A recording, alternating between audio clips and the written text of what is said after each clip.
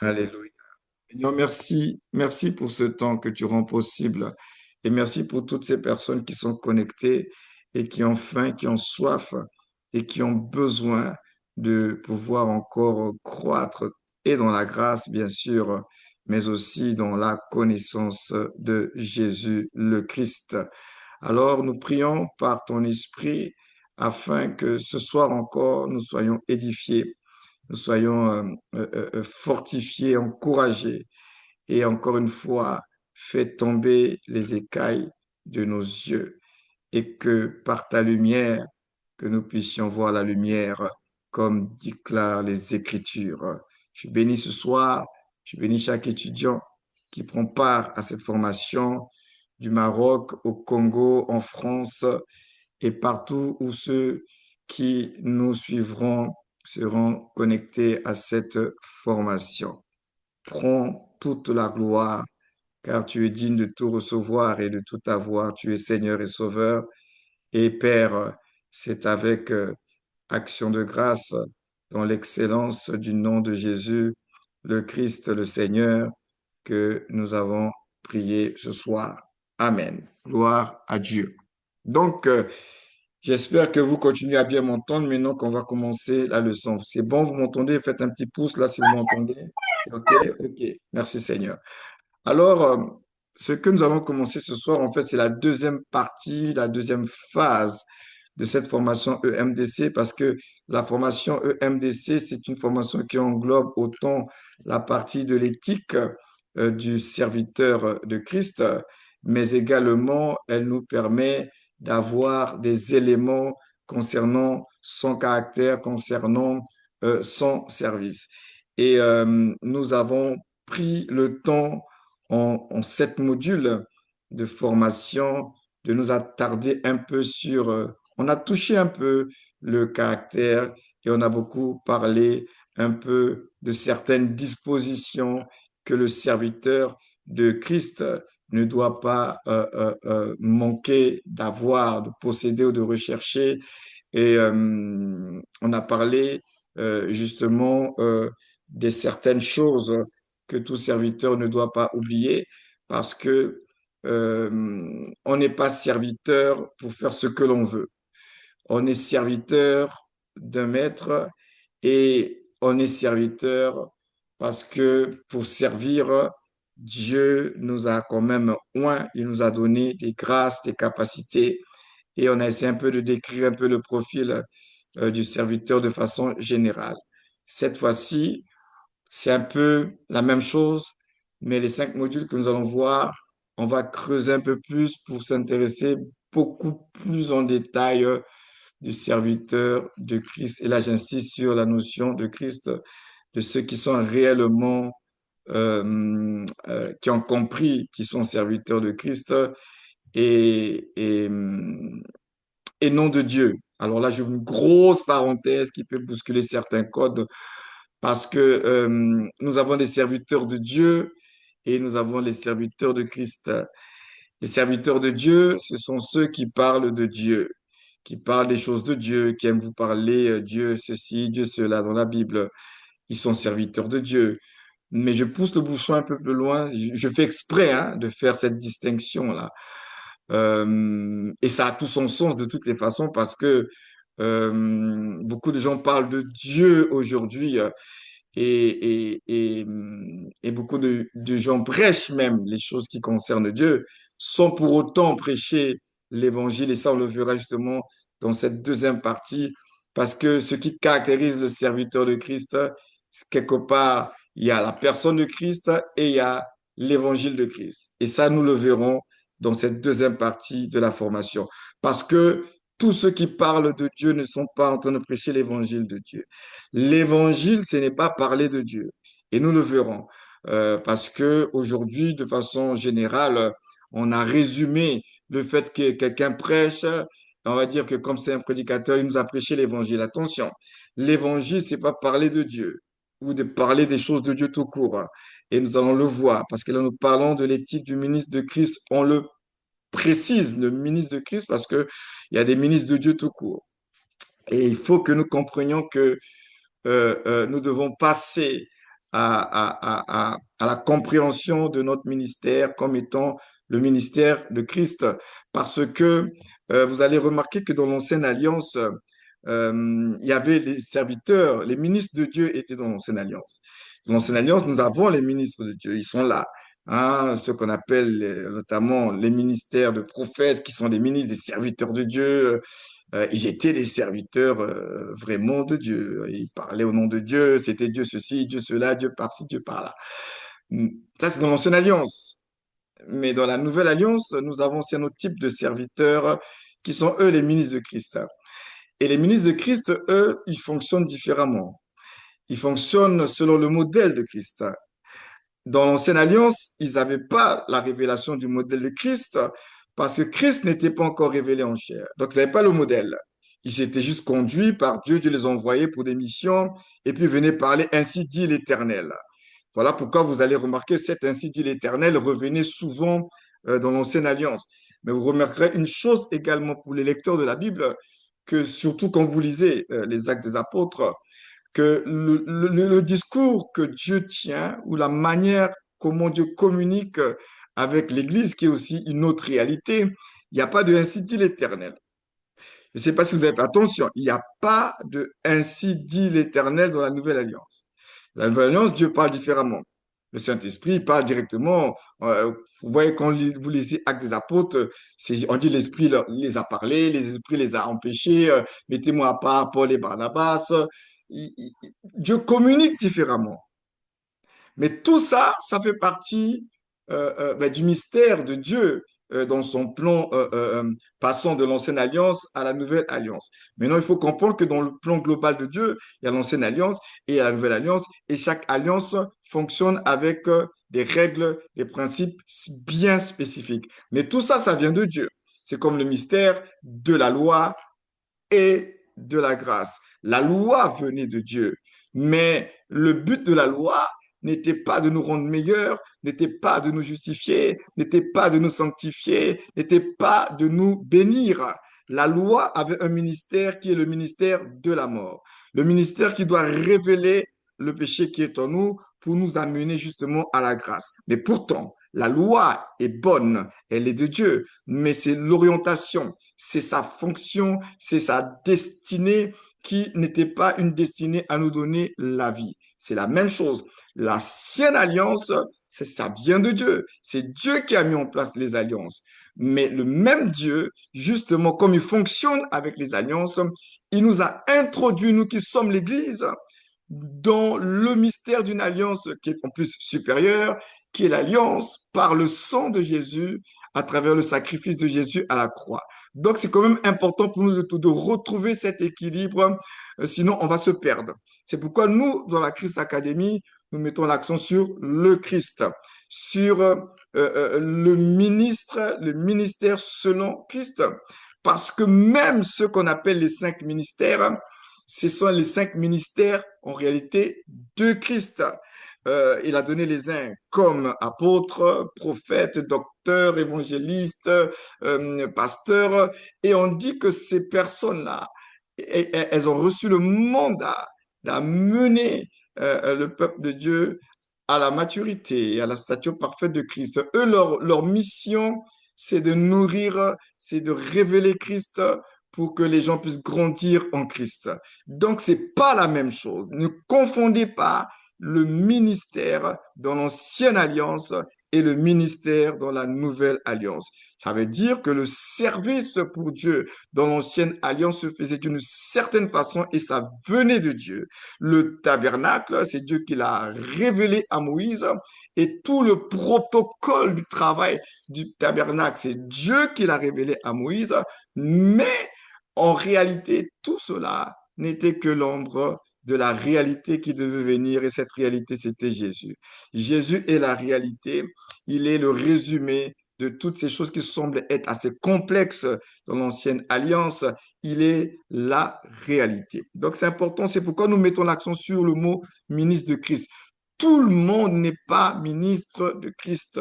Il y a des gens qui se disent ministres de Dieu parce que ils font des choses pour Dieu, ils font des choses au nom de Dieu, ils font des choses, ils disent que c'est pour la gloire de Dieu. Il y a que du Dieu dans leur bouche.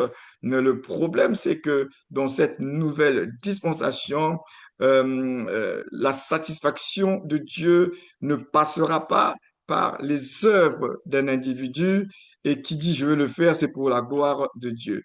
La satisfaction de Dieu se fera à travers le Christ.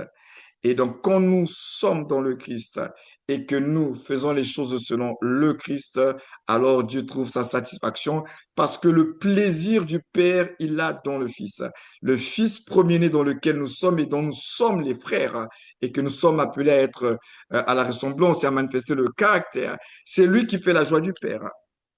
Et donc, si nous comprenons cela, c'est une affaire de Christ qui fait la joie du Père. Et comme nous sommes le corps de Christ et qu'il est la tête de ce corps, donc en réalité, si c'est le Christ qui fait la joie du Père, on ne pourra pas faire la joie du Père en dehors de lui.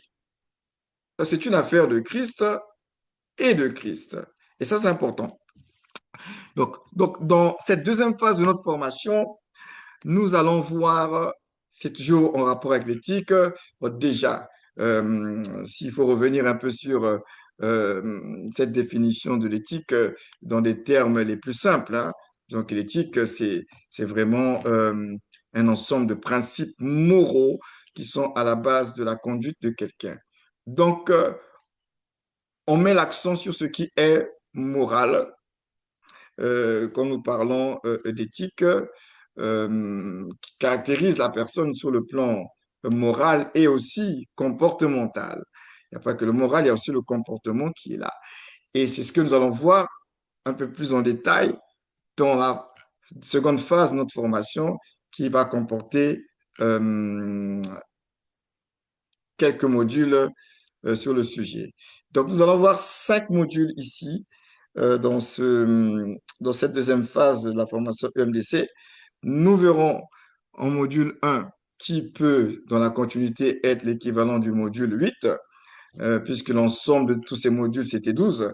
Donc, on en a fait 7, plus les 5 que nous allons voir, ça va nous faire les fameux 12 modules. Donc, nous allons voir qui est le ministre de Christ. Tout à l'heure, j'ai commencé déjà à mettre un peu les pieds dans le plat, comme on dit, pour vous faire comprendre que il y a des ministres de Dieu et il y a les ministres de Christ. Il y a ceux qui se disent serviteurs de Dieu et il y a ceux qui sont les serviteurs de Christ. Nous parlerons justement de ce ministre de Christ et on va s'attarder sur son cœur. Nous reviendrons sur certaines choses qui ont été partagées dans les autres modules, mais un peu plus en profondeur. Nous parlerons aussi de son message parce que le ministre de Christ, et nous allons le voir, c'est un porte-parole. Il est un porte-parole, il est un ambassadeur et il a quand même un message. Nous parlerons de ses dispositions et aussi de ses privilèges. Donc, c'est-à-dire au sortir de ces 5 modules, chacun de nous se posera la question, est-ce que je suis réellement un ministre de Christ ou bien je suis juste un ministre de Dieu? Un simple ministre de Dieu ou bien un simple croyant? Parce que quand on dit qu'on est ministre de Christ, alors c'est autre chose.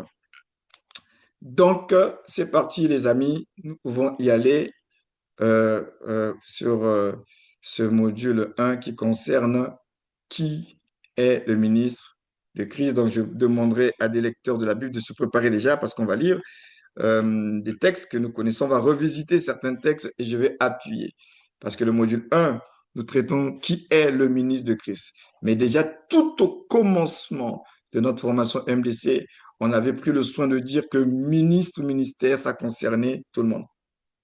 Tout le monde est appelé à être au service de Dieu.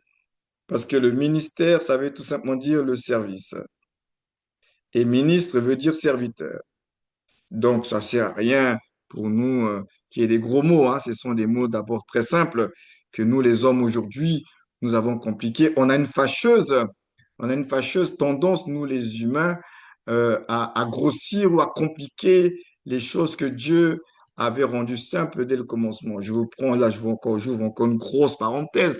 Je vous prends par exemple le phénomène Bishop. Bishop, c'est en anglais et bishop, ça veut dire évêque. Et dans la Bible, on parle des évêques, hein. Mais vous allez voir que les évêques dans la Bible, ils ont la même fonction que les anciens. Ils sont des bergers. Mais aujourd'hui, nous avons donné une autre définition à ce mot évêque et bishop. Il y en a qui ont dit que ce sont les pasteurs des pasteurs. Chacun est venu donner sa définition. Parce que l'être humain, on a toujours cette tendance à grossir et même à compliquer et rendre complexe quelquefois les choses qui semblent être simples, mais qui ont une puissance spirituelle. C'est la tendance humaine. Et quand on le voit même dans la Bible, Jésus est venu et puis les pharisiens comme ils étaient des serviteurs de Dieu, justement, ils avaient une image de Dieu. Et pour eux, ils avaient déjà le profil, selon leur compréhension de Dieu, de qui peut être ministre de Dieu. Voilà pourquoi, en même temps, ils étaient très contradictoires. Lorsque Jean arrive, qui était un peu un prophète et le dernier d'ailleurs des prophètes, arrive, il est pour lui de façon isolée, il mange ses sauterelles avec son miel, il est habillé en peau de chameau, il est là en train de baptiser des gens, en train d'annoncer la repentance. Pour eux, lui aussi, non, il peut pas être de Dieu, il est étrange, il est bizarre, il dit des choses étranges. Et donc, ils ont rejeté Jean. Ils ont rejeté Jean, il a un démon, etc., etc. Ok. Jésus arrive, et lui, il est différent de Jean. Jésus est aussi prophète. Il est le prophète de toutes les façons. Celui que Jean annonçait, c'était Jésus. Jésus, il arrive, et Jésus, il n'est pas en retrait comme Jean. Jésus, il n'est pas habillé de façon étrange. Jésus ne mange pas que des sauterelles, il n'a pas qu'un régime de sauterelles et de miel. Jésus, lui, il est habillé comme tout le monde, chiquement habillé d'ailleurs. Il mange, il est invité dans les fêtes, il participe aux fêtes, il va manger là-bas, il va rencontrer des gens, il est au milieu des gens. Et les mêmes pharisiens, ils vont le juger, ils vont dire non, cet homme ne peut pas être de Dieu. On dit non, c'est un buveur, c'est un ami des publicains. Donc, en d'autres termes, c'est comme un délinquant, quoi. Ce cas-là, il peut pas être spirituel, il peut pas venir de Dieu. Donc, eux, ils étaient convaincus, ils étaient serviteurs de Dieu, ils respectaient les lois de Dieu, mais ils ne comprenaient pas que Jésus, qui était Dieu, manifesté en chair, dans sa forme la plus simple et par son abaissement, mais c'est dans cette simplicité qu'habitait corporellement, dit la Bible, toute la plénitude de la divinité. Donc, en fait, ce que je veux vous faire comprendre, c'est que ce n'est pas la complexité qui rend la chose spirituelle. Parce qu'on a une tendance à croire que le spirituel provient de la complexité. Quand ça devient trop compliqué, c'est trop complexe, c'est trop mystique, c'est trop mystérieux, c'est trop machin. Et là, on dit, ah, c'est spirituel. Mais Jésus n'est pas venu avec tout ce truc-là, tout ce truc de mystérieux. Il est venu, la Bible dit, il est apparu comme un simple homme. Il était un homme ordinaire. À tel point que si Judas ne l'avait pas identifié par le baiser parce que le péché de Judas n'était pas le baiser de la trahison, mais Judas avait déjà trahi Jésus, hein. Le baiser de Judas, c'était le baiser de l'identification, hein, parce que Jésus était tellement confondu avec tout le monde que Judas, en l'embrassant, il devait dire c'est lui. Donc, si Judas ne l'embrassait pas, on n'allait pas savoir qui était Jésus parce qu'il était tellement confondu avec tout le monde, un simple homme, qu'il était difficile de savoir que c'était lui le rabbi. Donc, le baiser de Judas, c'était pas le baiser de la trahison parce que Judas l'avait déjà trahi et il allait voir les gens, il avait déjà trahi Jésus. Donc, la trahison ne s'est pas faite par le baiser, hein. Le baiser, c'était un baiser de reconnaissance, d'identification. Donc, vous voyez bien que il était un simple homme. Il n'avait rien pour attirer les regards, dit la Bible. Mais aujourd'hui, nos bishops et nos archibishops, quand ils vont quelque part, on sait qu'ils sont là. On sait qu'ils sont là. On sait qu'il y a un mouvement. On sait qu'il y a une personne qui est une haute personnalité. On le sait. Mais Jésus, si Judas ne l'avait pas embrassé, on n'allait pas savoir. Mais pourtant, je le répète, la Bible dit, en lui habite corporellement. On a dit toute toute la plénitude de la divinité était en lui.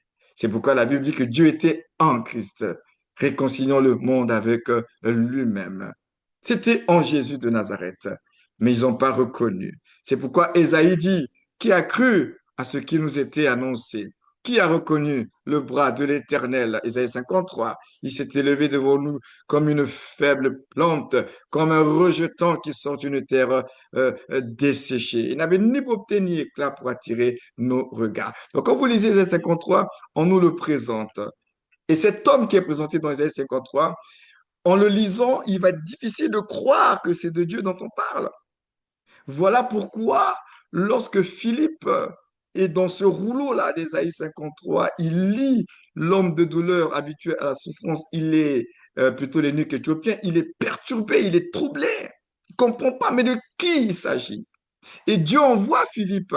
Et quand Philippe rencontre cet eunuque éthiopien, il lui pose la question, mais de qui le prophète parle-t-il? Mais qui est cet homme? Qui est cet homme qu'on est en train de nous décrire, qui va autant souffrir, qui va autant être humilié, qui va être autant rabaissé? Mais cet homme de douleur, habitué à la souffrance, et Philippe va lui annoncer le Christ. Il va lui présenter le Christ, Dieu dans son humiliation, Dieu dans son abaissement, Dieu dans son dépouillement. Et il s'agissait de Dieu au milieu des hommes, Emmanuel. Alléluia. Donc, ce ministre de Christ, qui est-il? Donc, nous rentrons dans les bases et vous allez devoir m'accompagner en nous lisant ces textes. Comme je dis, on va les revisiter parce que le but, ce n'est pas juste d'avoir de la connaissance. On a dit qu'il faut qu'il y ait une conscience, il faut qu'il y ait un éveil, il faut que ça soit intégré en nous. Les mêmes textes que nous avons l'habitude de lire, mais quand il y a la révélation, ça dit que les écailles tombent et vous vous dites, waouh, mais je n'avais pas vu ça de cette façon. Et c'est ça le but justement, c'est que nous puissions par la lumière voir la lumière. Alléluia. Donc les textes qui sont là, donc si on a des lecteurs qui peuvent nous lire, chacun peut préparer un texte et nous allons poursuivre notre explication. Qui est ce ministre de Christ? Jean 1, 12, si quelqu'un a trouvé qu'une autre personne prépare Romains 10. Je lis la parole de Dieu La parole de dans Dieu dans Ah, c'est Jean ça 1, l'inconvénient, on est verset dans les 12 accidents à là. Quand l'autre Mais doit à tous préparer, ceux qui l'ont reçu, oui, allez-y. mais à tous ceux qui l'ont reçu, à ceux qui croient en son nom, elle a donné le pouvoir de devenir enfants de Dieu, lesquels sont nés, non du sang, ni de la volonté de la chair, ni de la volonté de l'homme, mais de Dieu. Amen. Frères et sœurs, donc moi, mon objectif, c'est de nous amener à apprécier, à contempler. Dans les leçons précédentes, je vous avais dit que l'œuvre de Dieu en Christ est un chef-d'œuvre. Et quand on va dans un musée, on ne va pas pour regarder. Dans un musée, les gens ne viennent pas pour regarder les tableaux, ils viennent pour contempler les tableaux. Et en matière de Christ, de sa personne à son œuvre, Dieu veut qu'on puisse prendre le temps de contempler. C'est pas de voir tout simplement, ou bien de regarder. Alors cela veut dire que nous le contemplons à travers la parole. Quand nous plongeons nos regards dans la parole, nous le contemplons. À travers la méditation, nous le contemplons. Donc ce sont les textes que nous connaissons, mais souvent nous les lisons très vite. Déjà, il faut que nous posions des bases. Vous devez savoir que ces textes-là nous concernent, ça nous parle et il y a des affirmations dans ces textes et ces affirmations-là nous concernent. C'est pas juste de la lecture que nous faisons. Ce sont des choses qui concernent notre nouvelle vie. Ce sont des choses qui concernent ce que le Seigneur a fait pour nous. Donc, il s'agit de toi, il s'agit de moi. Donc, ces affirmations-là, elles ne sont pas des paroles en l'air. Donc, il faut prendre le temps. C'est Dieu qui parle. C'est Dieu qui Amen. révèle et qui atteste à tous ceux qui l'ont reçu, à tous ceux qui ont cru Amen. en son nom. Amen. Elle a donné le pouvoir de devenir Oh. enfant de Dieu. Donc, ça veut dire que lorsque tu as cru là, Mm. tu as reçu le pouvoir de devenir enfant de Dieu. Amen. D'autres versions de la Bible que j'aime, ils disent que vous avez reçu le privilège de devenir enfant. Donc, enfant de Dieu, là, c'est pas juste parce que tu as répété une prière et mm, que de façon religieuse, tu crois que Dieu existe et que tu partes à l'église le dimanche et que tu chantes dans un groupe le dimanche ou bien que tu fasses une activité dans un département à l'église le dimanche. C'est beaucoup plus grand que cela. Parce que ça, là, si on doit s'arrêter à cela, la religion fait bien ça. Toutes mhm, les religions font bien ça. Ils ont mm, des adeptes qui croient en leurs prophètes ou en leurs livres saints et qui font des activités au nom de leurs prophètes et des traditions de leur religion. Ils le font. Mais nous, c'est supérieur aux autres religions. C'est pourquoi la vie en Christ, c'est pas une affaire de religion au final. Ce n'est pas une affaire de religion. Parce que Dieu n'est pas religieux. C'est beaucoup plus supérieur que la religion. La foi chrétienne, ce n'est pas juste je veux croire en une religion et je veux commencer à pratiquer cette religion comme les autres. mhm, La différence entre nous et les religions, c'est que les religions de ce monde sont bâties sur des croyances, sur une transmission, sur un héritage oral ou même écrite justement de la révélation de leurs prophètes et de cette religion-là. Donc, généralement, les gens se retrouvent dans cette religion-là par héritage, par une transmission d'informations, de traditions, de coutumes, de culture. Donc, il y a une transmission qui est faite. Mais le concerné reçoit, mais le concerné, en réalité, n'a pas mm, expérimenté mm, Dieu en réalité. Les gens ont reçu de l'information et ils mm, ont cru à ces informations et ils sont devenus des extrémistes et des radicaux sur la base des informations qu'ils ont reçues. Et j'aimerais nous le dire, frères et sœurs, ce soir, que ce que nous entendons, mm, ce que nous recevons par une transmission orale, coutumière ou bien culturelle, peut faire de nous des bons religieux qui, entre guillemets, allons servir le Seigneur. Je vous prends un exemple dans la Bible, le patriarche Job. mhm, Job était un homme intègre, mais d'où lui venait son intégrité? L'intégrité de Job ne venait pas du fait que Job avait vécu une expérience avec Dieu. Non, Job n'avait pas expérimenté Dieu. Mais Job avait entendu, c'est pourquoi lui-même il va le dire, il dit, mes oreilles avaient mm, entendu parler de toi. Job est en train de dire ça à Dieu au moment où il a tout perdu, où il est dans son état de chaos total. Mais entre-temps, avant cet état de chaos, Job était un homme intègre. Il mm, marchait droitement. Dieu même a reconnu l'intégrité de Job. Mais la question est que Job marchait de façon intègre, mais est-ce que Job connaissait Dieu? Le problème, frères et sœurs de la vie, ce n'est pas le fait de marcher ou bien de faire des choses pour Dieu. Le vrai challenge dans la vie, c'est est-ce que nous le connaissons? mhm, Est-ce que nous le connaissons? Est-ce que nous avons une relation intime avec le Seigneur? mm, Job dit, mes oreilles avaient entendu parler de toi. Et après, il ajoute, mais maintenant. mm, Quand Job dit maintenant, là, le maintenant de Job, là, c'est pas au moment où Job a tout, hein. C'est pas au moment où Job est dans la gloire. Quand il mm, dit maintenant mon œil te voit, c'est au moment où il a tout perdu. Mais à ce moment précis, Dieu vient à Job. Dieu vient se révéler à Job. Et Job maintenant reçoit la révélation. Donc, Amen. ça veut dire qu'à la suite de la vie de Job, quand Job va parler de sa foi, il ne dira plus que j'avais entendu parler de Dieu. Job a vu, Job a expérimenté, Job a vécu Dieu. Et c'est ça, les amis, qui fait la force de la foi du croyant. Parce que Mm, les gens qui s'appuient que sur la tradition humaine, sur la tradition orale qui nous a été transmise par les pères, par les ancêtres, le jour où on dira à ces personnes finalement, toute cette tradition-là, c'était faux, c'était pas vrai. Mais vous vous mm, rendez compte le drame, le mm, chaos, parce que leur seul appui, c'est ce qu'on leur a toujours dit. Non, ça n'a jamais existé, c'est de l'invention. En fait, c'était pas ci, c'était pas ça. puisque leur appui est fondé que sur une croyance basée sur une transmission d'informations, de traditions, de coutumes. Mhm.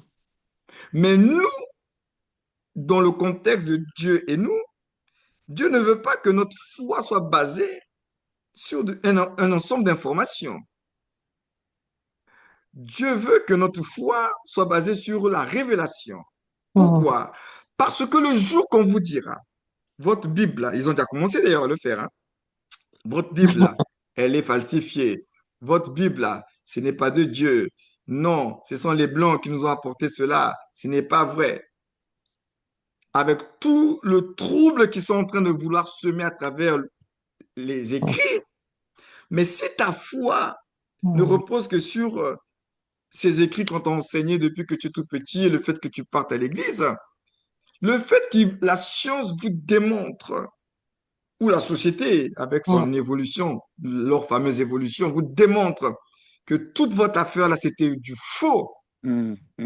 Vous allez être ébranlé dans votre foi parce que votre Mhm. foi se repose que sur de l'information qui Mhm. est liée à une tradition, à une culture, à des coutumes religieuses. Mais si de l'autre côté, je ferai le lien tout à l'heure entre les deux, hein, mais moi, je veux vous emmener à la chose la plus importante. Mhm. Si de l'autre côté, Mhm. vous avez fait une rencontre avec Jésus, Mhm. Mhm. vous avez Amen. la révélation de Jésus de façon personnelle, Mhm. même si la science vous dit Jésus n'a jamais existé. Jésus, là, c'est du n'importe quoi. La Bible, c'est de l'invention. Il n'a jamais été crucifié. Ça, c'est ce que eux ils disent. Mhm. Mais toi, à cause de ce que tu as vécu, hein, à Mhm. cause de ce que tu as expérimenté, personne ne pourra ébranler ta foi. Parce que ta foi ne tient pas que sur des textes, des histoires qu'on t'a racontées. Mhm. Au-delà des histoires, ta foi se Effectivement. repose sur un vécu, hein, Amen. sur un vécu, hein. C'est-à-dire que toi-même, tu as la révélation de Jésus. Amen, amen. Et cette Amen. révélation de Jésus-là, personne va te dire que c'est faux parce que c'est toi qui l'as vécu. C'est quelque chose de Mhm. personnel. Mhm. Mhm. Amen. Mhm. Yes. C'est quelque chose de personnel. On va pas dire que ça a été falsifié. C'est toi qui l'as vécu. Mhm. C'est pourquoi le Seigneur veut que nous puissions expérimenter, le vivre. Bien sûr, il nous donne le moyen à travers la parole, Mhm. mais notre faim et notre soif de Dieu nous prédispose à le laisser nous arroser et nous visiter. Amen. Je discutais avec une connaissance qui est musulmane ici en France, et puis on était pendant le Ramadan, et puis je lui posais la question, j'ai dit, mais tu es musulman pratiquant? Il me dit non, non, non, je suis musulman, mais je ne suis pas pratiquant. J'ai dit, mais pourtant, un bon musulman, il faut qu'il soit pratiquant, hein. Il dit, oui, oui, oui, je le sais. De toute façon, je sais aussi que comme je ne suis pas pratiquant, j'irai en enfer. Il me le dit clairement, hein, comme ça. Il dit, ah bon? Et puis tu l'assumes pleinement que tu vas aller Mhm. en enfer et tout ça. Là, j'ai dit, mais pourtant, dans votre religion, on dit ça, ça, ça, ça. Pourquoi tu ne pratiques pas? Il dit, je ne sais pas. Peut-être que dans quelques temps, je vais me remettre à une vraie pratique. Mais pour le moment, je ne sais pas, mais je ne le fais pas. Je lui dis, bon, maintenant, si tu meurs maintenant, là, si tu mourrais maintenant, là, puisque tu ne pratiques pas, tu vas aller où? Il m'a dit, je vais aller en enfer. OK. Parce que moi, je cherchais une occasion de lui partager la foi, hein. Amen. Et puis Amen. un autre jour, je discutais avec lui, j'ai eu comme une brèche là, et puis je lui disais, je lui parlais un peu de moi. Je lui dis, tu sais, euh, quand j'étais au CM2 au collège, en fin de mon année du collège, euh, j'ai fait une tentative de suicide. Mhm. Je lui dis cela, et en même temps, c'est vrai, hein, parce que beaucoup d'entre vous, vous ne connaissez pas mon témoignage. Il faut que j'écrive un livre, vous allez savoir un peu par où je suis passé. Amen. J'ai fait une tentative de suicide. J'étais au CM2, début sixième là. Et parce que je vivais trop de souffrance dans mon enfance. J'ai vécu une enfance très difficile, hein. Ça aussi, j'aurai l'occasion de faire le témoignage de ma vie, hein. J'ai vécu une enfance qui était tellement difficile que le niveau de souffrance, vous savez, comme je le partage souvent, lorsque quelqu'un arrive à un niveau de suicide, c'est que le niveau de souffrance est tellement élevé, hein, que tu te dis qu'il n'y a plus d'issue, hein, et que voilà, la seule issue, c'est la mort. Et je suis monté, c'était un soir, hein, je suis monté sur la fenêtre parce que je me suis dit de toutes les façons, si je mourais aujourd'hui, je vais manquer à personne, hein. mm, Donc, je ne compte pas, etc. Vraiment, j'étais un enfant qui a vécu beaucoup de souffrance. C'est pourquoi je dis que souvent Dieu il a de l'humour parce que avec tout ce que j'ai vécu, là, il me donne un ministère de restauration. Parce il sait que avec ce que j'ai vécu dans ma vie, je peux comprendre les gens qui souffrent de rejet, de tout ça là, mm, parce que je suis passé par là. C'est tout ce rejet-là, cette souffrance qui m'ont poussé à vouloir me suicider, hein, au cas où vous ne le saviez pas. Mais je prendrai le temps de vous faire mon témoignage. C'est pourquoi Dieu a voulu aussi me donner un ministère de restauration pour que je comprenne et que j'aide aussi ceux qui sont dans le rejet, qui souffrent. Alors, Amen. j'étais sur cette fenêtre-là, c'était la nuit, hein, et, et c'est comme ça que j'ai voulu mettre un terme à ma vie. Et pendant que j'étais là, comme toutes les personnes qui se suicident, surtout ceux qui doivent se jeter d'un pont ou bien d'un immeuble, généralement les gens qui veulent se jeter comme ça, ils se jettent pas d'un coup, hein. Vous avez remarqué, ils restent d'abord là, ils sont dans le vide, ils regardent, ils se jettent pas d'un coup, hein. Et j'étais là un peu dans cette posture, un peu, j'étais là, pas mal de choses traversaient ma tête, voilà, tu vas manquer à personne, etc., etc. Et puis pendant que j'étais là en train de cogiter du haut de cette fenêtre-là, j'ai entendu une voix douce, apaisante, très calme, qui va me parler à l'intérieur de moi et qui va me dire, ne le fais pas, ça n'en vaut pas Mm, la peine. Mais vraiment, c'est une voix douce. Je n'avais jamais, à ce moment précis de ma vie, entendu une telle voix avec une telle douceur et tellement apaisante. Elle m'a dit seulement, ne le fais pas, ça n'en vaut pas la peine. Et c'est cette voix-là que j'ai entendue quand j'étais justement à cette fin d'année de mon CM2, début sixième là, qui m'a dissuadé finalement et je suis descendu de la fenêtre.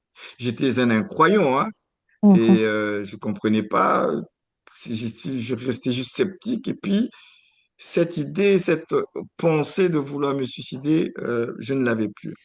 C'est quelques années après, lorsque j'ai rencontré le Seigneur et que j'ai donné ma vie à Jésus, que j'ai compris que c'était Dieu qui était venu à moi et qui Ouais, m'avait parlé. C'est là où amen. j'aimerais dire à quelqu'un que Dieu n'attend pas que vous soyez ses enfants bien convertis pour qu'ils s'intéressent à vous. Avant même que vous soyez dans la foi, Dieu avait toujours les regards sur vous. Mm, Il y a eu peut-être des situations que vous avez traversées qui étaient difficiles, mais la main de Dieu était là parce que le pire aurait pu vous arriver. C'est vrai que vous avez vécu certaines souffrances, mais je mm, peux vous assurer que le pire aurait pu vous arriver. Ce que vous mm, avez vécu là, en réalité, ce sont que les dommages collatéraux, mais le pire devait vous arriver. C'est la main de Dieu qui a atténué beaucoup de choses dans vos vies et qui fait qu'aujourd'hui vous soyez encore là. amen. Donc, depuis l'état de païen, comme on dit, Dieu a toujours été à côté de chacun de nous. Mm, Et, Amen. et amen. cette voix-là m'a désarmé Amen. et je suis resté perplexe. C'est pourquoi Mm, je lui ai raconté un peu cette partie de mon témoignage à ce musulman-là, justement pour lui faire comprendre que ma foi, on n'est pas dans mm, quelque chose de fanatisme. Le mm, croyant n'est pas un fanatique. Hein, mm. le croyant en Christ, c'est quelqu'un qui a vécu une expérience, qui a été touché par la grâce de Dieu et qui a vécu une expérience avec Jésus. Amen. Et Amen. qui, quand il parle de sa foi, il ne parle pas de sa foi juste parce qu'on l'aurait endoctriné ou bien on l'aurait raconté des histoires, la vie d'un certain Jésus de Nazareth. Au-delà de l'histoire, de la lettre, il a aussi la révélation de la lettre. Ce qui Mm, fait que ce croyant-là, lorsqu'il parle de Jésus, lorsqu'il parle de sa foi, il en parle avec assurance et il peut se permettre de dire comme l'apôtre Paul, je sais en qui j'ai cru. Et il faut que chacun de nous qui est en Christ doit arriver à cette assurance dans la déclaration de sa foi. Je mm, sais en qui j'ai cru. Même si tout peut être chaotique autour de moi, je sais en qui j'ai cru. Et je n'ai pas cru parce qu'on m'a fait un lavage de cerveau. J'ai cru parce que j'ai vécu quelque chose avec le Seigneur. Et amen. depuis que j'ai rencontré Jésus, je vis des choses avec Jésus. De telle sorte que Même si nos Bibles papier, quelles que soient les versions, demain on dit que ça a été falsifié, ça n'existe pas, c'est pas grave. Frères et sœurs, vous m'avez souvent entendu le dire. Les premiers disciples n'avaient pas la Bible. Mm.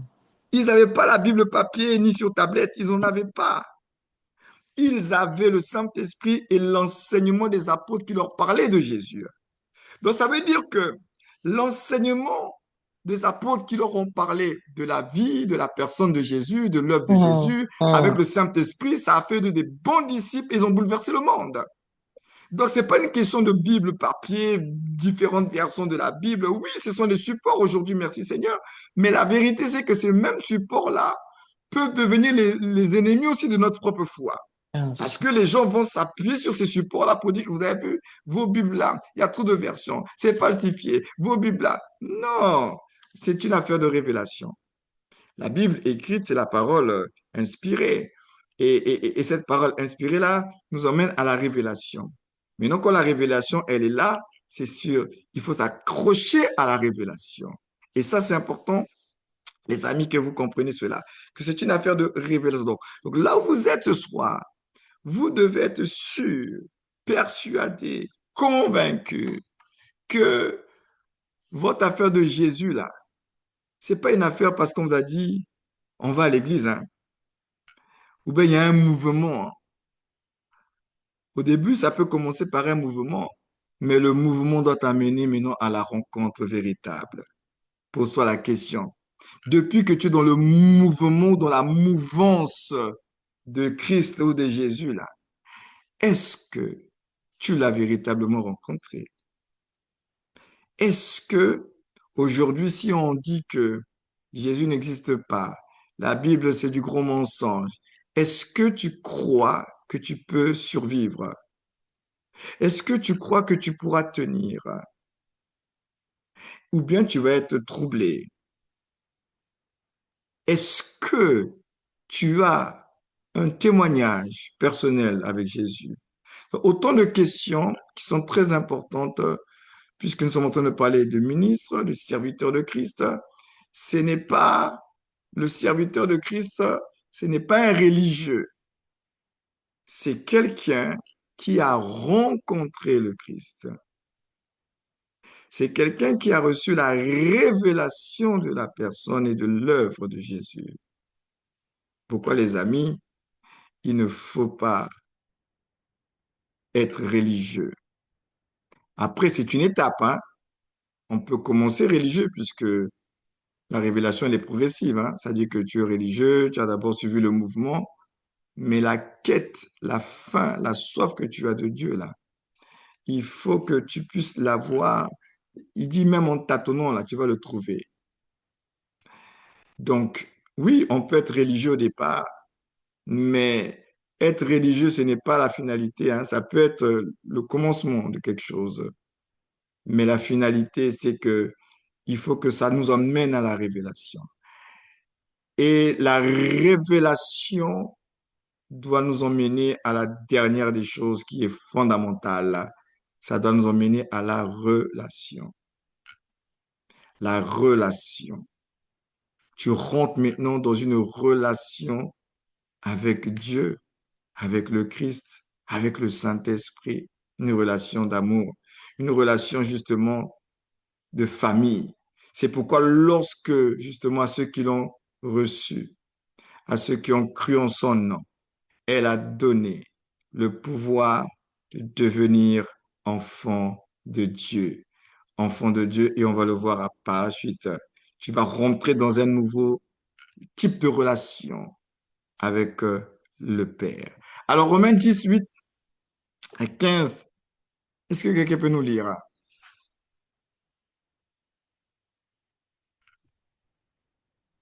Romains 10, versets 8 à 15. Que dit-elle donc? La parole est près de toi, dans ta bouche et dans ton cœur.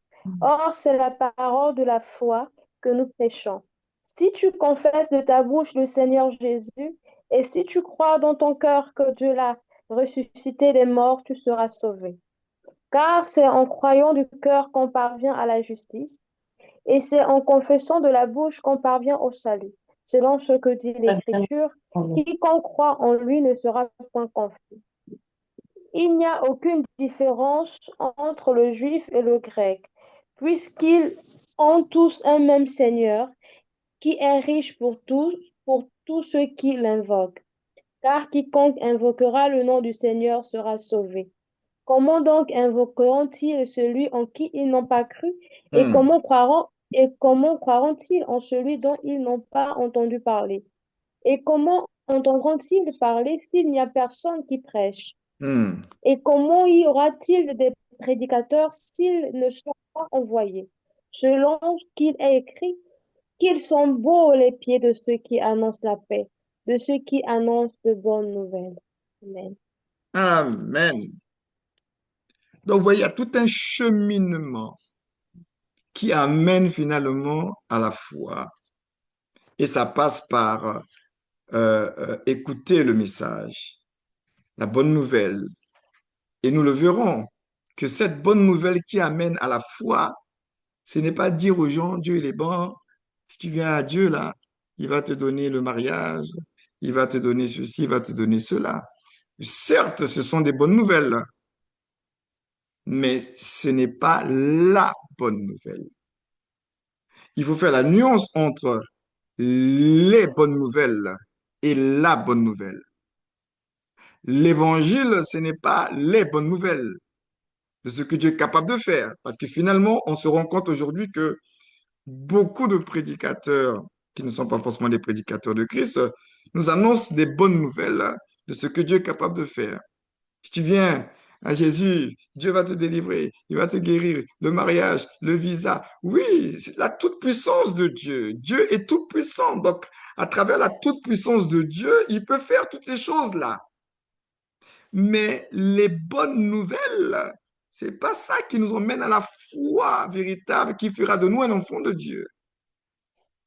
Ce qui fera de nous un authentique enfant de Dieu, c'est écouter l'évangile, c'est-à-dire la bonne nouvelle. Et cette bonne nouvelle-là, nous le verrons. C'est une bonne nouvelle avec un impact plurisectoriel, ça c'est sûr.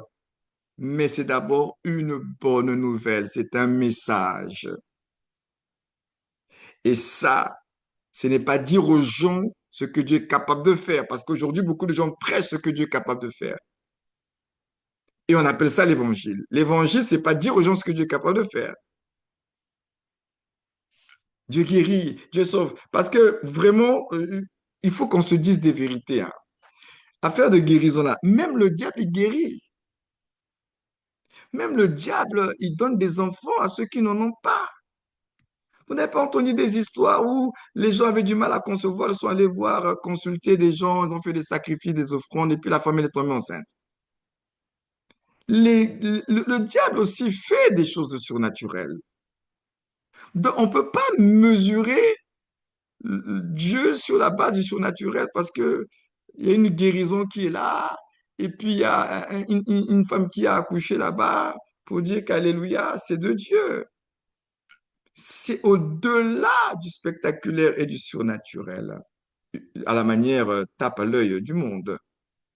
Donc vous comprenez que si la bonne si c'est seulement dire qu'il y a le surnaturel, il y a l'extraordinaire, si c'est seulement ça à dire aux gens là, il n'y a pas de problème, hein. Mais il y a bien plus que le bien-être que l'on peut recevoir sur cette vie présente. Parce que la vie ne se résume pas que au présent et au matériel. La Bible est formelle là-dessus, hein. Il dit la vie d'un homme ne dépend pas de ses biens, combien même seraient-ils nombreux. On peut avoir tout sur la terre, mais la finalité de la vie, c'est pas tout avoir sur la terre. C'est pourquoi la Bible dit que sert-il à un homme de gagner le monde entier, mais s'il doit faire la perte de son âme? Les vrais enjeux se situent au niveau de notre âme. C'est pourquoi le diable, il est appelé l'ennemi de nos âmes. Il combat l'âme. C'est un problème d'âme. C'est pas un problème de matériel. C'est pas un problème de guérison extérieure du corps physique. C'est un problème d'âme.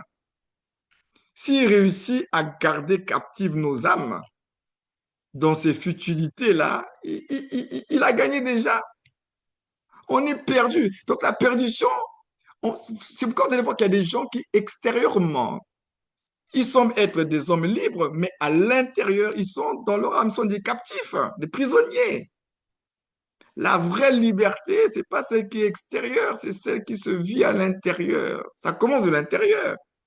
Ces gens-là, vous n'avez pas idée, pendant que vous et moi, nous dormons par la grâce de Dieu dans la paix, eux, la nuit, là, ils dorment pas bien.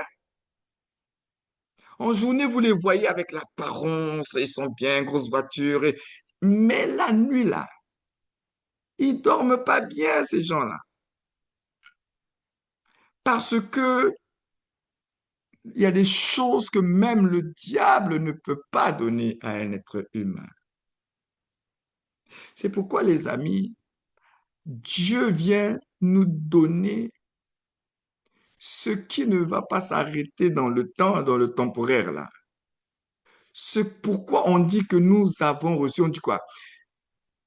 Dieu a tant aimé le monde qu'il a donné son Fils unique, afin que quiconque croit en lui, on dit quoi, ne périsse point, mais qu'il ait la vie. La vie éternelle, les amis, commence lorsque vous avez reçu le Christ et ça se poursuit, hein. C'est la vie éternelle. La vie éternelle est supérieure à la vie matérielle et temporaire que nous avons. Parce que sur la planète Terre, à travers le matériel, il y a aussi une vie, hein. C'est pourquoi vous entendez dire, oui, c'est un bon vivant, c'est un viveur, oui, je vis. Ils sont là, champagne, ils sont bien habillés. Ils appellent ça la vie. Oui, c'est la vie, d'après leur définition. Mais cette vie-là, elle mène à la mort. Nous avons la grâce en Christ Jésus d'avoir ce qu'on appelle la vie éternelle. Et cette vie éternelle commence d'abord, c'est pas pour une affaire d'amasser des possessions matérielles. Cette vie éternelle commence d'abord par le fait de connaître Dieu, en d'autres termes, d'avoir la révélation du Père.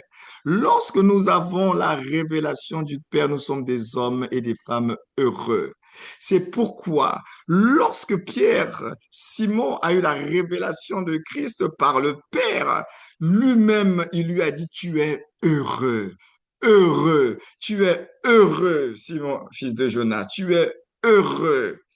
Alléluia, tu es heureux. Donc, le vrai bonheur, ce n'est pas le bonheur matériel en réalité, c'est le bonheur de connaître Dieu et d'être connu par Dieu. Lorsque tu connais Dieu et que tu es connu par Dieu, tu es un homme heureux.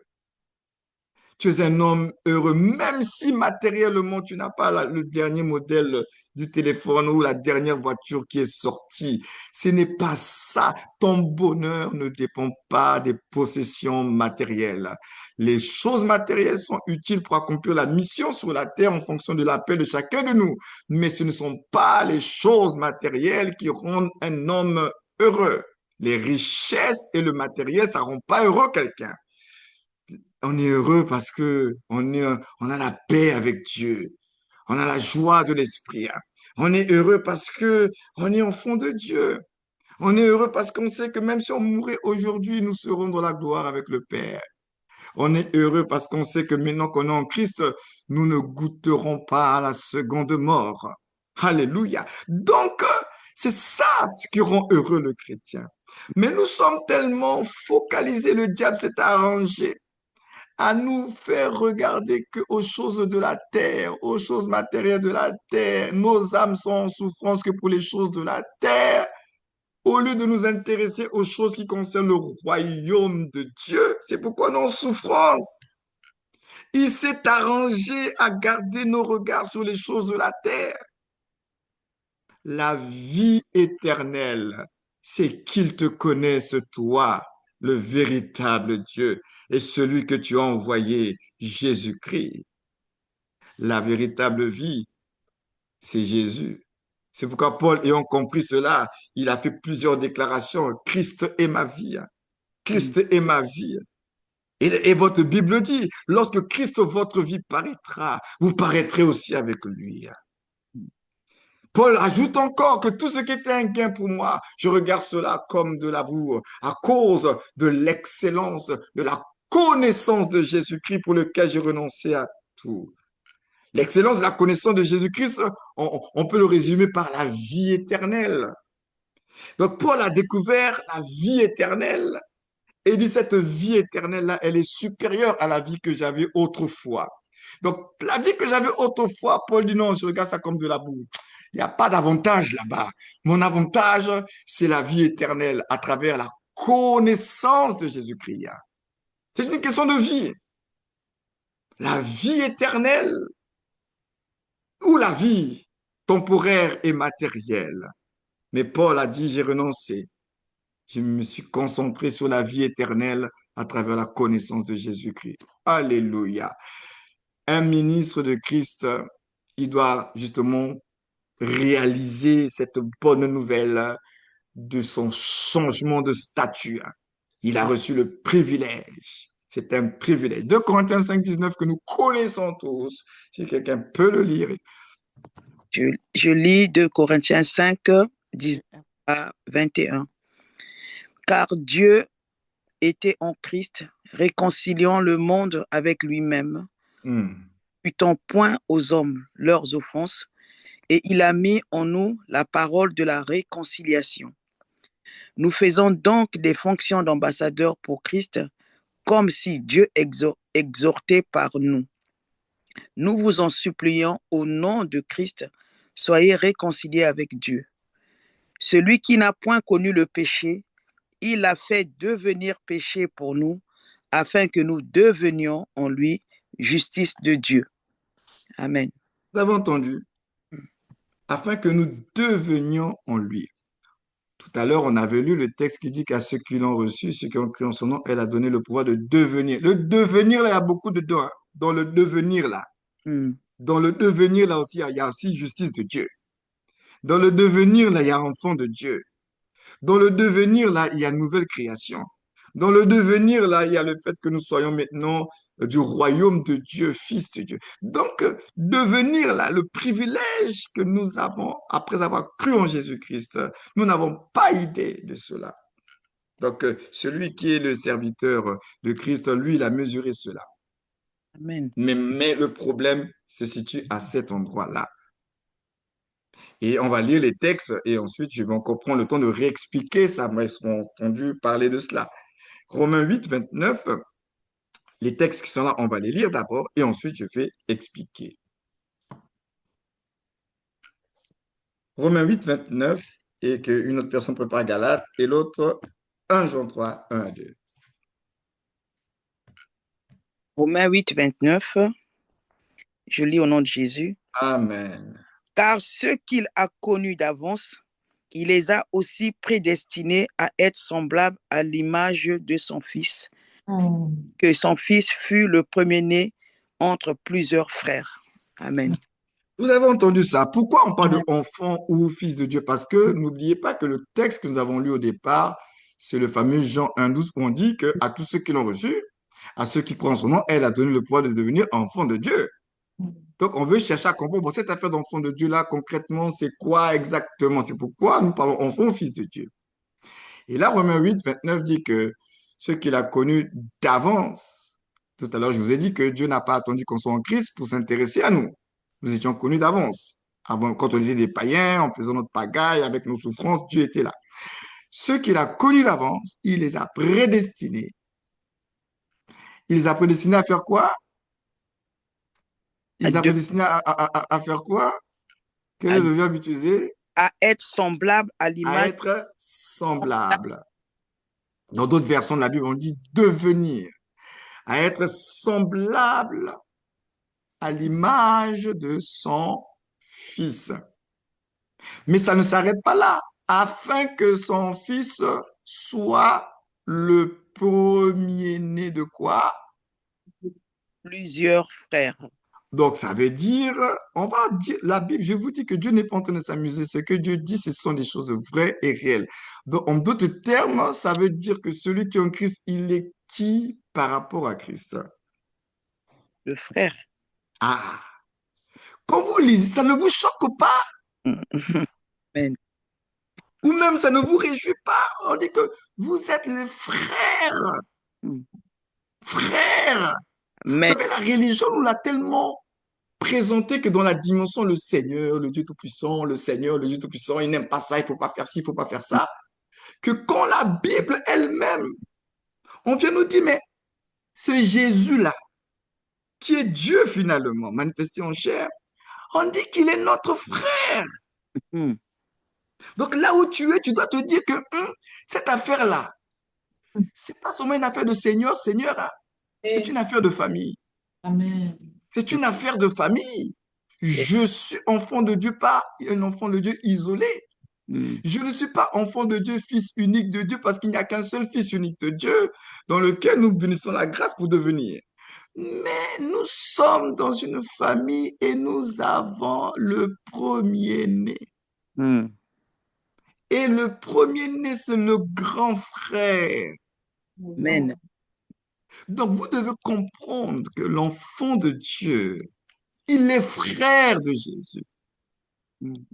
Dans le mystère de Christ, il y a la paternité et il y a la fraternité.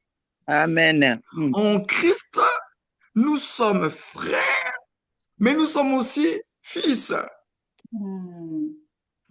Donc, du côté de Dieu, de façon globale, nous sommes tous fils de Dieu. Mais par rapport à Christ, nous sommes ses frères. C'est ça le mystère de la divinité et nous. Il y a la paternité et il y a la fraternité. C'est pourquoi lorsqu'il est ressuscité, quand il va parler à ces femmes-là, il va leur dire, allez dire, il dit, allez dire, allez dire. Il n'a pas dit, allez dire à mes disciples, allez dire à mes apôtres. C'est pas ce qu'il leur a dit. Mm. Il Mm. dit, allez dire à mes frères. Amen. Amen. Jésus ressuscité, il les considère plus comme des simples disciples. Il dit, mes frères. Avant la résurrection, il parlait des amis. Bon, vous êtes des amis, c'était ses disciples, ses amis. Mais là, vous voyez qu'avec la résurrection, il élève encore, il nous emmène encore plus loin dans la relation. Cette fois-ci, il dit c'est une affaire de famille maintenant. Avant, c'était une affaire bon, de seigneurie, d'amitié. Là, maintenant, c'est une affaire de famille. Amen. Amen. Allez dire à mes frères. Allez dire à mes frères. C'est pourquoi la Bible dit qu'il n'a pas honte de nous appeler ses frères. Oh frère, c'est pourquoi on a dit affaire de Jésus et nous là. C'est une affaire de contemplation, pas de regarder ou bien de lire vite là. Ce qui est déclaré là, ça te concerne, il s'agit de ton histoire. Mm. Il s'agit de ton histoire, il s'agit de ton témoignage. Et la Bible est en train de dire que ce que tu es devenu là, c'est une affaire de famille. Là où tu es là, sur le plan spirituel, tu appartiens à une autre famille. Alléluia. C'est la famille de Dieu. Amen. Voilà pourquoi, à cause de ton appartenance à cette famille-là, c'est une famille aussi qui est bâtie sur une alliance. Parce que toutes les familles de la terre sont bâties sur des alliances et des autels. Nous sommes bâtis sur une famille avec l'autel de l'alliance par le sang de Jésus. Amen. Voilà pourquoi celui qui est en Christ, donc celui qui appartient à cette famille-là, il n'y a plus de condamnation. Yes. Amen. Mm. N'oubliez pas que tout à l'heure, on avait lu le texte qui dit que nous sommes devenus justice de Dieu. De Corinthiens 5, 21. Mm. Celui qui n'a pas connu le péché, Dieu l'a fait devenir péché afin que nous soyons en lui. En lui, nous sommes devenus justice de Dieu. Donc, nous bénéficions de la justification. Étant donné que nous bénéficions de la justification, c'est là où l'apôtre Paul dit, qui accusera les élus de Dieu? Mm. Parce que là où il y a la justification, il n'y a plus de condamnation. Là où il y a la justification, il n'y a plus de réclamation. C'est pourquoi la Bible dit, il n'y a plus de condamnation. Vous pourrez le dire différemment et ça a le même effet. En d'autres termes, la Bible est en train de dire, il n'y a plus d'accusation, il n'y a plus de réclamation pour Amen. ceux qui sont en Jésus-Christ. Ah, Maintenant, vous avez une apôtre, tu dis qu'il n'y a plus de réclamation pour ceux qui sont en Jésus-Christ. Là, maintenant, on vit des choses. Oui, oui, oui, nous vivons des choses. Mais ce que nous devons comprendre, et j'ouvre encore une parenthèse, c'est que aujourd'hui, tout ce qui est négatif dans nos vies, on a tendance à pouvoir, plutôt, on a tendance à jeter la pierre à Satan, aux autels de famille, aux malédictions de la famille. Et on jette toujours la pierre là-bas. C'est le diable, c'est les malédictions de la famille. Moi, j'aimerais nous pousser un peu plus dans la réflexion. La réflexion à laquelle j'aimerais vous soumettre, c'est celle-ci. C'est vrai, les hôtels de nos familles sont réels parce qu'elles sont rattachées à nos Amen. familles et ce que nous étions avant d'être en Christ, en Adam, nous sommes rattachés à des hôtels et quand on est en Adam, on est sous la condamnation, sous les malédictions et toutes les réclamations là sont valables de façon légale quand on est en Adam. En Christ, on a dit que celui qui est en Christ, il est justifié. Donc quand il y a la justification, il n'y a plus de condamnation. Mais Mhm. comment se fait-il que je suis en Christ, mais je subis des choses qui sont rattachées encore aux autels de ma famille? Mhm. Je parle ici de subir la chose. Il y a des choses que vous devez comprendre. Vous savez, une réclamation peut se faire de façon légale comme elle peut se faire aussi de façon illégale. Parce que le principe de la validité d'une réclamation, c'est le principe du droit. Quand tu veux réclamer quelque chose dans un magasin et tout, tu dois te rassurer que ce que tu vas réclamer là, tu as d'abord la facture et que c'est dans ton droit et que tu as été lésé dans ton droit et tu viens revendiquer ce qui est à toi avec tous les éléments, toutes les preuves que la chose là, c'est pour toi. Parce que si tu n'as pas les éléments pour justifier que la chose là, elle est pour toi ou bien que tu as été lésé dans ton droit, tu auras beau faire tout le bruit qu'il faut, tu n'auras pas gain de cause. Pourquoi tu n'auras pas gain de cause? Parce que tu n'as pas les éléments, tu n'as pas tous les éléments légaux pour justifier que tu dois entrer dans ton droit. Donc, il faut avoir un élément légal qui justifie que tu es dans ton droit. Donc, ça veut dire que de l'autre côté aussi, nous pouvons recevoir justement des réclamations, mais qui sont des réclamations qui ne sont pas légales parce que l'ennemi, lui, qu'est-ce qu'il va faire? Il va travailler en s'appuyant sur votre ignorance. Mhm. Donc, déjà, le principe, c'est que, je mets d'abord en place le principe, hein. Le principe, c'est que celui qui est en Adam, il est réclamé. Celui qui est en Christ est justifié. Ça, c'est d'abord la base, hein. On rentre dans les Mhm. détails après. Ça, Bon. c'est une base que vous ne devez pas oublier. La base, c'est que celui qui est en Adam, il est réclamé. Et de façon légale, à cause des alliances de la famille, hein. Celui qui est en Christ, il est justifié à cause de ce que Christ a fait pour lui. Ça, c'est la base qu'il ne faut pas perdre de vue. Maintenant, celui qui est en Christ, lorsqu'il se retrouve dans les réclamations, ce que vous appelez réclamation parce que sa vie ne va pas bien, il vit des choses bizarres et on appelle tout ça les réclamations. Mais celui qui est en Christ, là, quand il commence à vivre des choses bizarres, je préfère utiliser cette expression-là, on vit des choses bizarres qui sont contraires, il faut qu'on se pose d'abord toutes les bonnes questions. Ce que vous devez savoir de base, parce que je vous ai présenté le principe tout à l'heure. Par le principe, c'est que celui qui est en Christ, il est justifié. Donc, de par le principe, celui qui est en Christ ne peut pas être réclamé. Maintenant, la question est comment se fait-il que l'on se retrouve dans certaines situations négatives que nous, on appelle réclamation? Il y a plusieurs paramètres. L'un des paramètres, c'est que quand tu es en Christ et que tu ignores ce que tu es devenu en Christ et que l'ennemi se rend compte que tu es ignorant de ce que tu es devenu en Christ, ça c'est le texte de Galates, là, normalement qu'on devait lire. Aussi longtemps que l'héritier est un enfant, aussi longtemps que l'héritier est un enfant, il ne diffère en rien d'un esclave. Alors, ça veut dire que s'il ne diffère en rien d'un esclave, c'est un héritier, mais qui est esclave. Il n'est pas esclave à cause de son statut légal, il est esclave sur la base de son ignorance et de son immaturité. Je veux le répéter.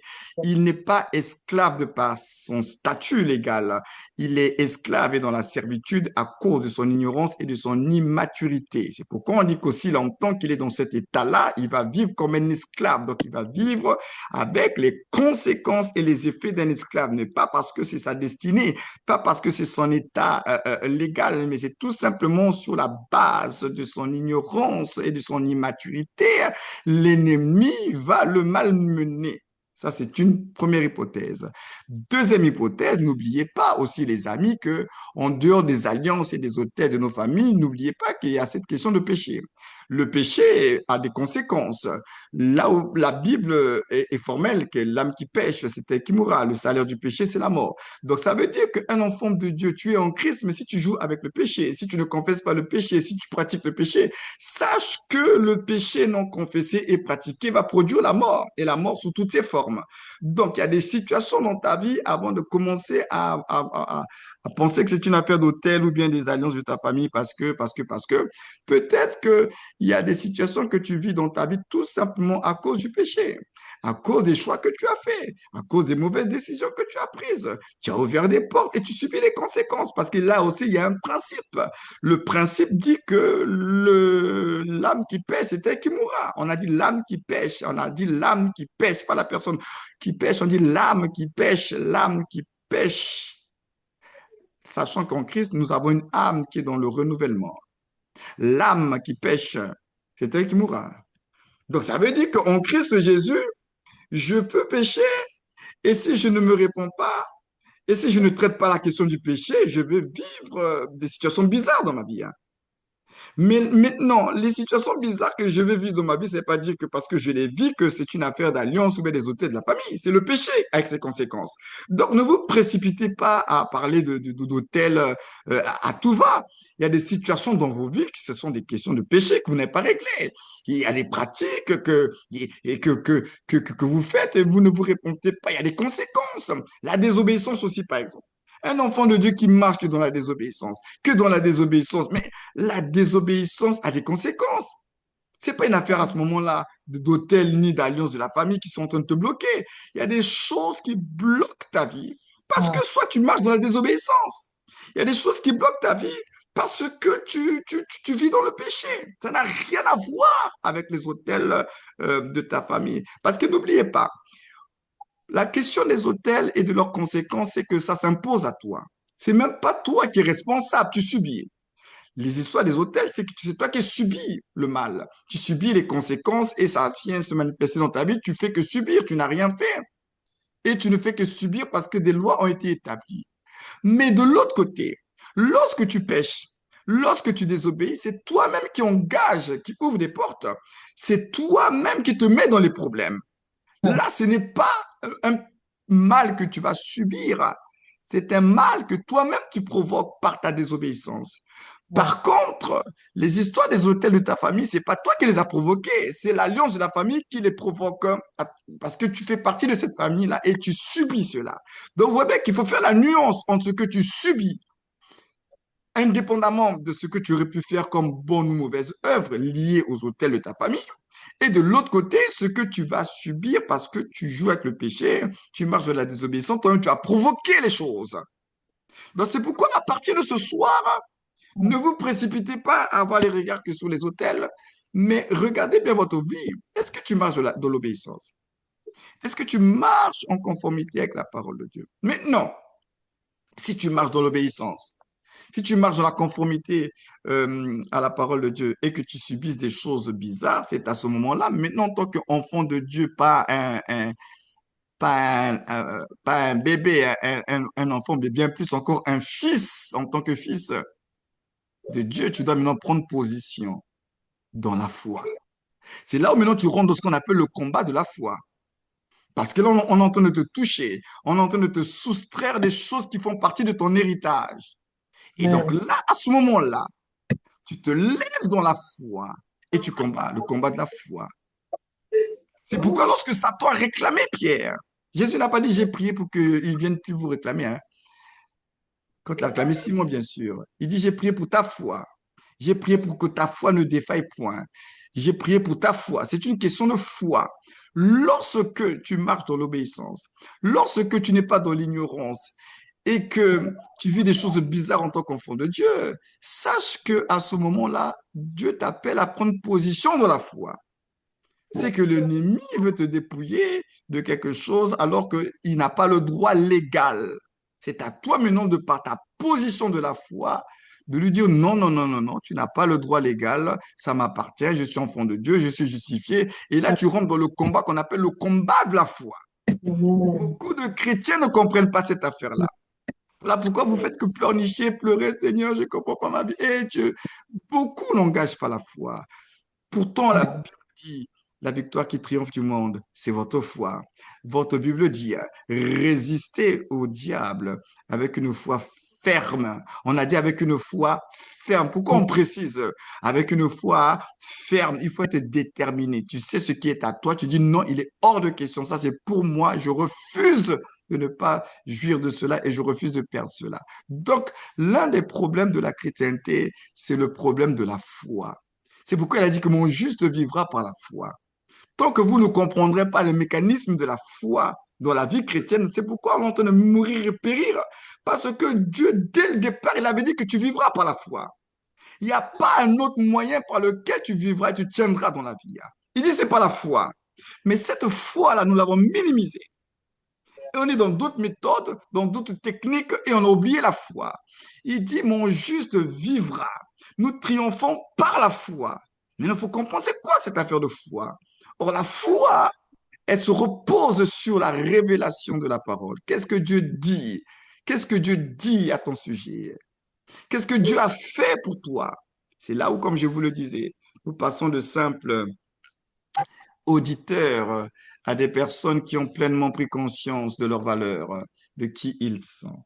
Alors, on va relire les textes là qui vont résumer ce que je viens de partager. Galates 4, versets 1 à 7, et qu'on nous prépare 1 Jean 3, 1 à 2. La parole au nom du Seigneur Jésus. Amen. Galates chapitre 4, du verset 1 au verset 7, la parole dit ceci. Amen. Or, aussi longtemps que l'héritier est enfant, je dis qu'il ne diffère en rien d'un esclave, quoi qu'il soit le maître de tout. Nous avons entendu, Mais hein? il est Vas-y, frère, vas-y. mais il est sous des tuteurs et des administrateurs jusqu'au temps marqué par le Père. Nous aussi, de la même manière, lorsque nous étions enfants, nous étions sous l'esclavage des rudiments du monde. Mais lorsque les temps ont été accomplis, Dieu a envoyé son Fils, né d'une femme, né sous la loi, afin qu'il rachetât ceux qui étaient sous la loi, afin que nous reçussions l'adoption. Et parce que vous êtes fils, Dieu a envoyé dans nos cœurs l'esprit de son Fils, lequel crie Abba, Père. Ainsi, tu n'es plus esclave, mais fils. Et si tu es fils, tu es aussi héritier par la grâce de Dieu. Amen. Amen. Vous avez entendu, je reviens encore à ce que je vous ai dit tout à l'heure. Ce ne sont pas que des simples mots. C'est la vérité, c'est la réalité spirituelle de ce que nous sommes. Ce n'est pas une promesse, hein, ce n'est pas ce qui va se passer demain. C'est la réalité de maintenant. C'est pourquoi j'ai parlé de conscience, de la vérité. C'est la réalité de maintenant. C'est la vérité de maintenant. C'est ce que tu es. Tu es ça. Tu es adopté. C'est-à-dire que Dieu t'a donné la place de fils. Et il t'a donné l'esprit de son propre fils. Donc ces choses, il ne faut pas juste les lire.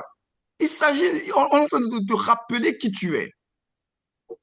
On est en train de te rappeler la réalité même de là où tu es assis là. Spirituellement parlant, c'est comme ça que tu es, c'est comme ça que Dieu te voit. À nous d'intégrer cela, frères et sœurs.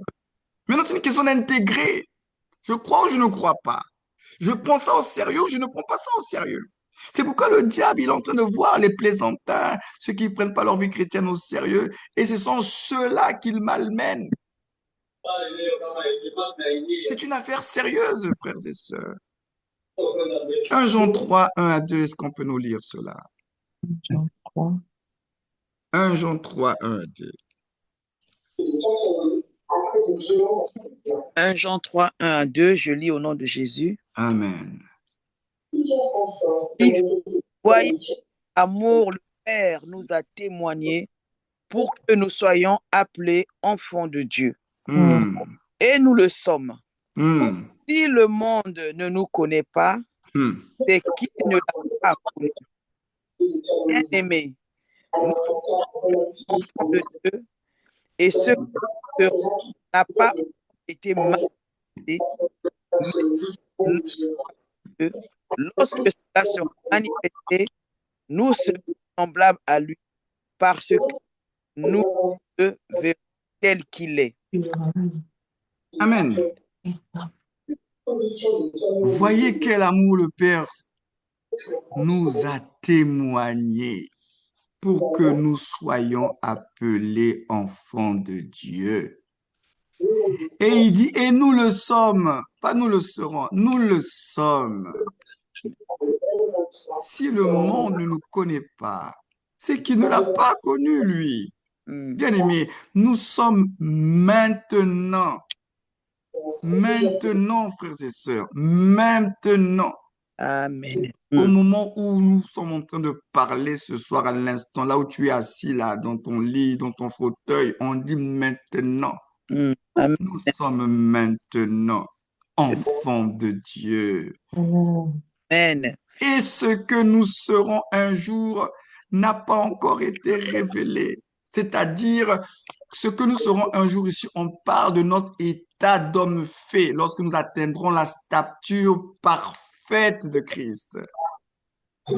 Mais en attendant d'atteindre cette perfection-là en Christ, nous sommes déjà enfants de Dieu. C'est l'enfant de Dieu qui va donc se développer pour manifester la stature finale. Il ne va pas le manifester en n'importe qui.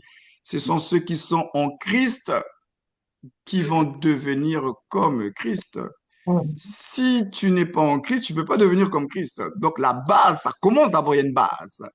Il faut d'abord être en Christ, donc on est d'abord enfant. Mais ça commence d'abord par enfant. Mais enfant, et on va le voir, c'est pourquoi ce soir on va s'arrêter là, sur ce point d'enfant, puisque souvent j'en ai parlé, mais là je l'explique un peu plus en détail. Enfant, ce n'est que l'étape dans le processus. C'est l'étape. Ce n'est qu'une étape. Parce que fils, c'est plus qu'une étape. Fils, c'est un état. C'est notre finalité et notre destinée. Enfant, c'est l'étape. Fils, c'est l'état.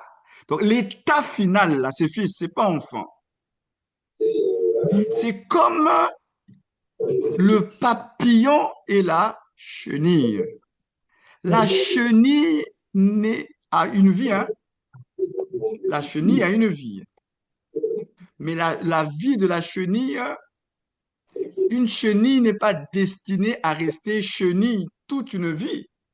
C'est-à-dire, je nais, naissance chenille, et tu meurs de vieillesse chenille. Non, on naît chenille pour devenir papillon. On ne vieillit pas chenille. Donc, chenille, c'est une étape. Papillon, c'est l'état final. Donc, lorsque nous avons cru au Seigneur Jésus, nous sommes devenus enfants. C'est un état qui va nous permettre d'atteindre c'est plutôt une étape qui va nous permettre d'atteindre un état, l'état de fils de Dieu. La stature parfaite de Christ, c'est l'état final. Donc, c'est important de le comprendre.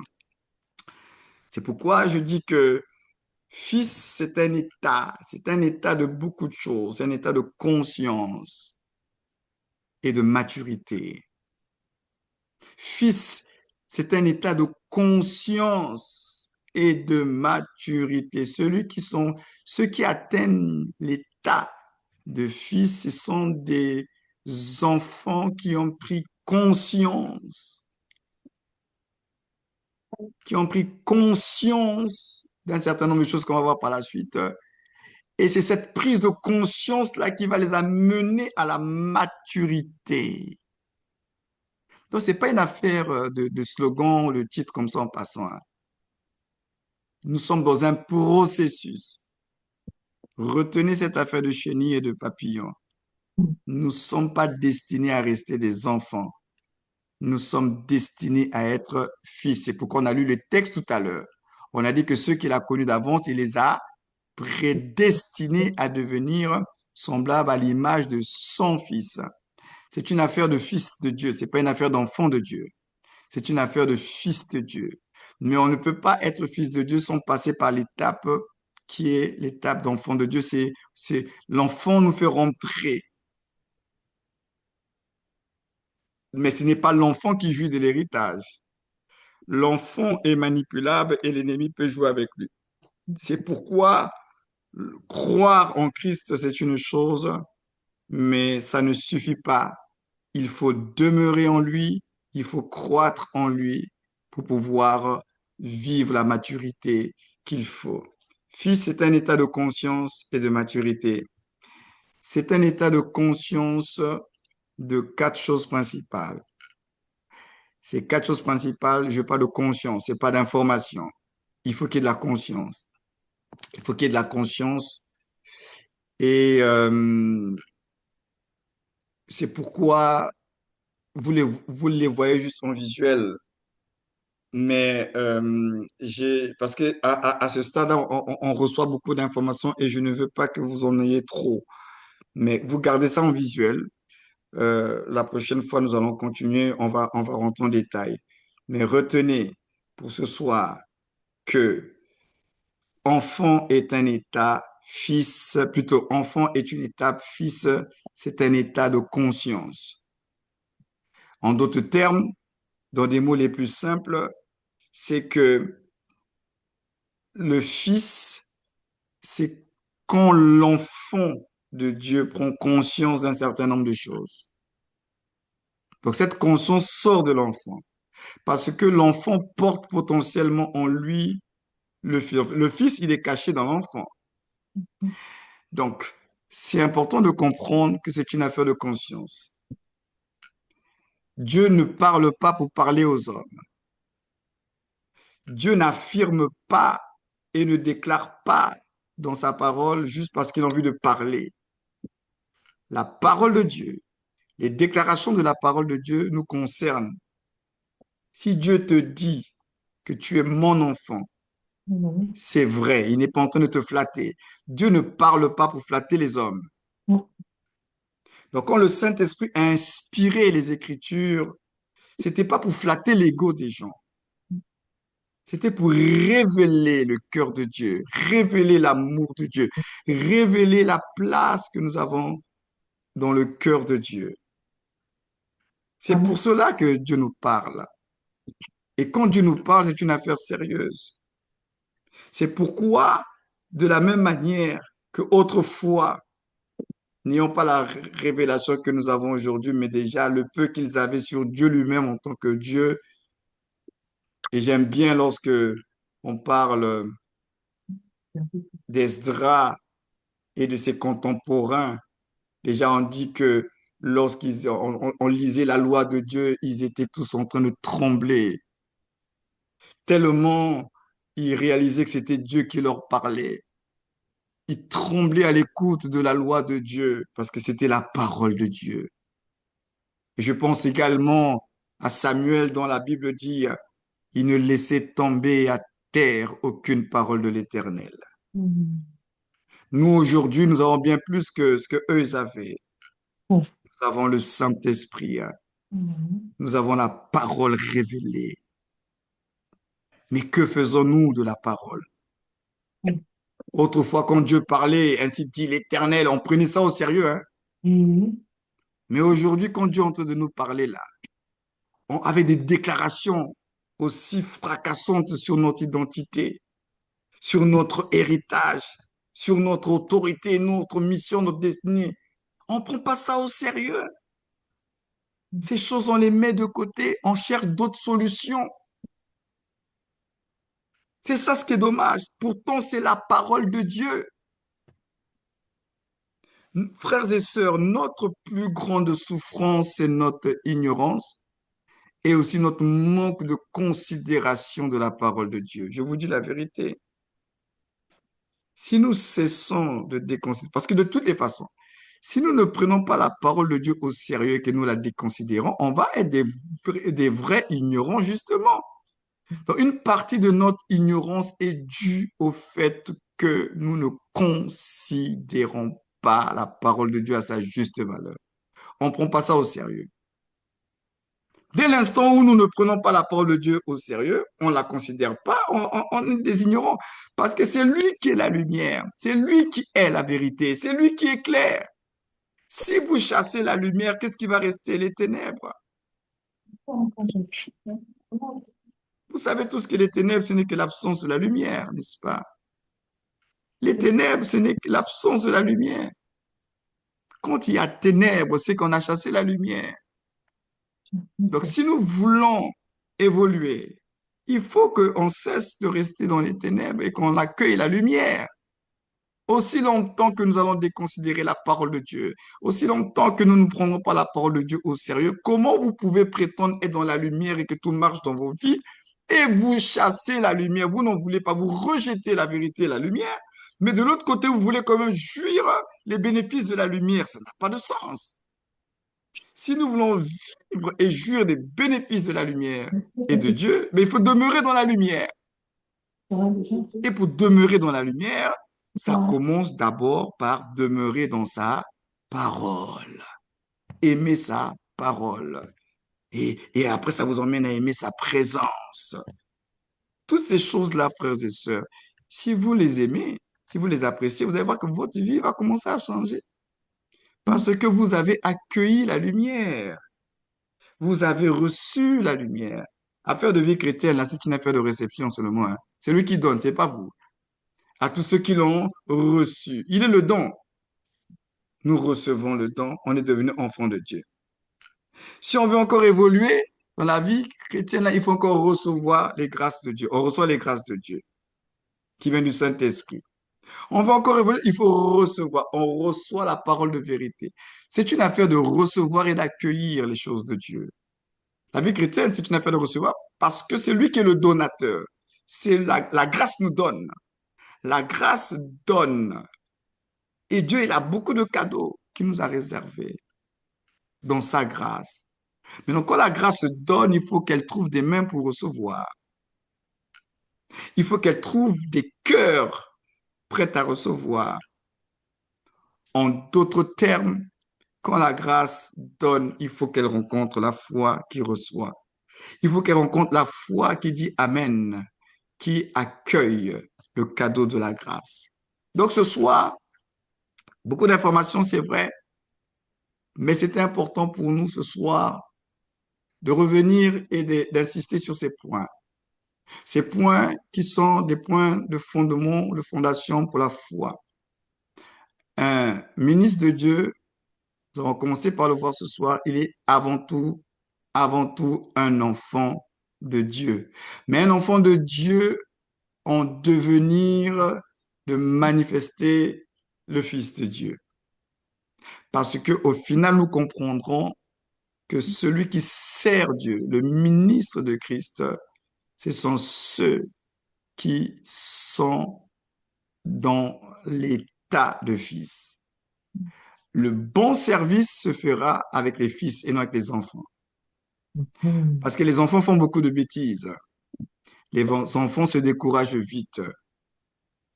Les enfants sont un peu trop centrés sur eux-mêmes. Mais quand on est fils, on est prêt à prendre la relève. On est prêt à défendre l'héritage de famille Amen. quand on est fils. Ce qui fait que beaucoup de ceux qui ont cru en Jésus, nous avons dans nos églises des enfants et nous avons des fils. Mais que les enfants ne se découragent pas parce que l'état d'enfant, leur état, qui n'est pas en réalité un état, c'est un mensonge de l'ennemi, c'est plutôt une étape, ils peuvent traverser cela pour atteindre l'état de fils si et seulement si ils reconsidèrent la parole de Dieu dans leur vie. Reconsidérer la parole de Dieu, reconsidérer le Saint-Esprit. Si vous reconsidérez la parole de Dieu, reconsidérez le Saint-Esprit, alors vous vous disposez à ce moment-là à ce que le Christ qui vit en vous puisse libérer sa vie en vous. N'oubliez pas, nous avons commencé par dire, pour ceux qui n'étaient pas là dès le commencement, que l'un des challenges de la vie chrétienne, c'est de réussir à mourir, renoncer à soi, mourir à soi pour que Christ vive. Christ ne peut pas vivre lorsque tu n'es pas mort. Christ ne peut pas vivre lorsque tu es encore attaché à ton moi-moi. Il faut que le moi meure. C'est le renoncement à soi. C'est la mort à soi qui permet à la vie d'être relâchée. Or, un enfant n'est pas prêt à mourir. Un enfant veut sauver sa vie. Un enfant est centré sur lui-même. Un enfant est très égoïste. C'est pourquoi nous devons mourir. Mourir à nous, mourir à nos ambitions, mourir au moi-moi pour commencer à m'intéresser à lui, aux autres et au nous finalement. Il faut que le moi meure pour que le roi Jésus puisse s'exprimer pleinement. Alors on va prier ce soir et tu as prié pour toi-même parce que cette deuxième phase de notre formation, elle est très importante. C'est là où nous allons cimenter le tout. Donc, il ne faut pas que tu perdes de vue ce que nous allons partager dans les 5 modules là. C'est fondamental pour toi. Et après cela, je pense que et ton regard de toi-même, et ton regard de Dieu, et ton regard même sur ce qu'on appelle le service pour Dieu va changer. Et, et je sais, et je me réjouis déjà en esprit des hommes et des femmes que vous allez devenir, parce que c'est votre destinée de toutes les façons. C'est votre destinée de manifester le Fils.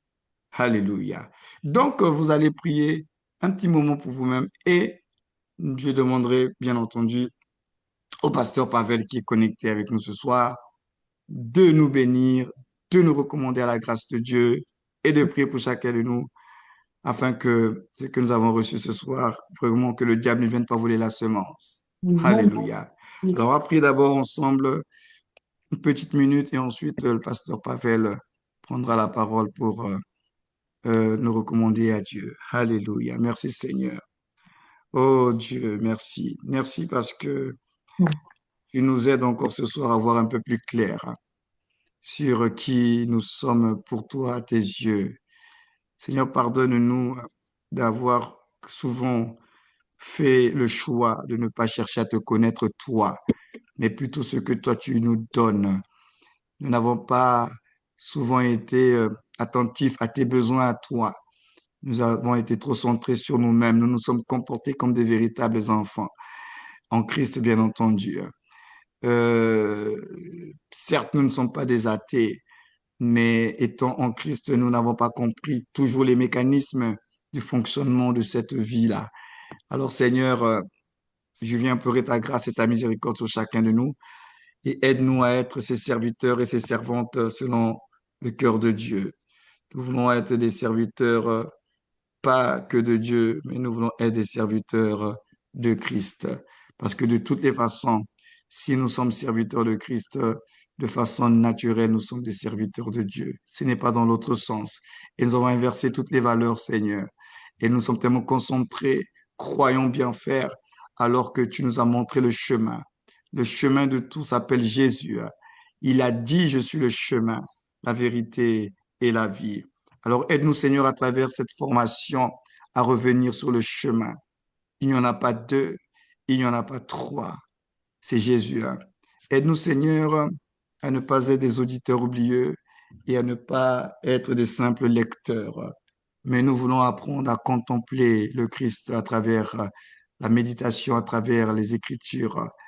Oh Dieu, ta grâce et ta miséricorde, nous te l'implorons encore ce soir pour chacun de nous. au nom de Jésus, le Christ, le Seigneur. Nous avons ainsi prié. Amen. Pasteur Pavel, tu peux